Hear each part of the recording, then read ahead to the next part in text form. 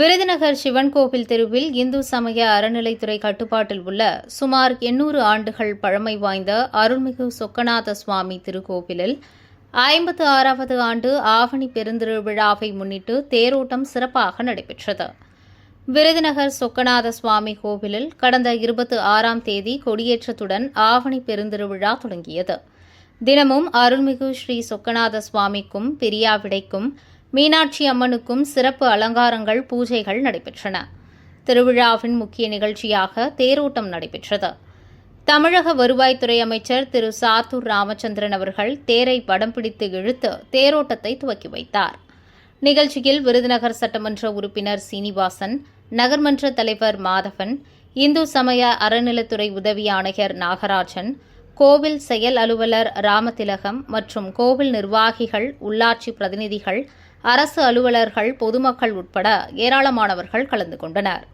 அலங்கரிக்கப்பட்ட தேரில் ஸ்ரீ சொக்கநாத சுவாமி, பெரியாவிடை மற்றும் மீனாட்சியம்மன் காட்சி தந்து பக்தர்களுக்கு அருள் பாலித்தனர்.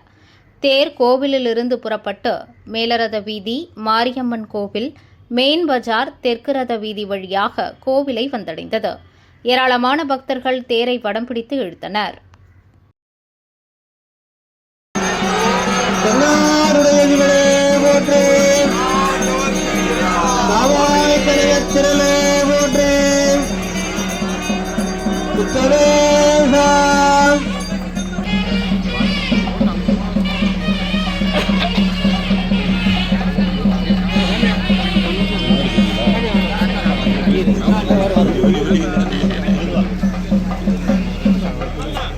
அது முன்னாடி போயிருங்க. கொஞ்சம் சைடா கொஞ்சம்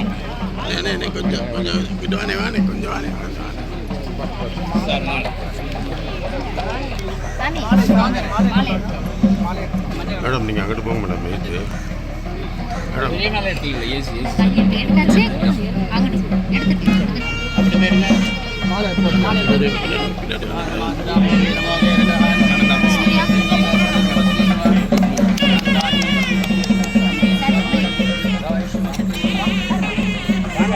மேடம் நீங்கள் ஏற்று போங்க மேடம் ஏற்று போங்க.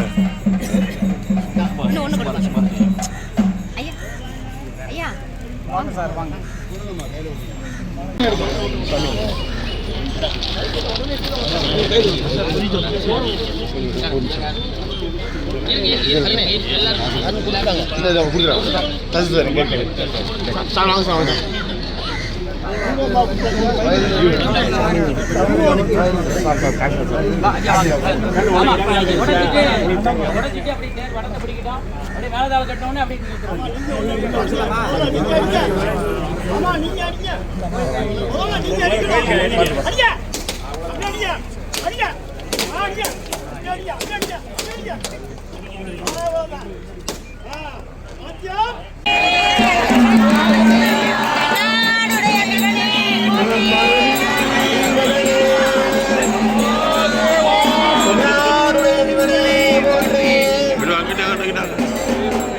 போறேன்.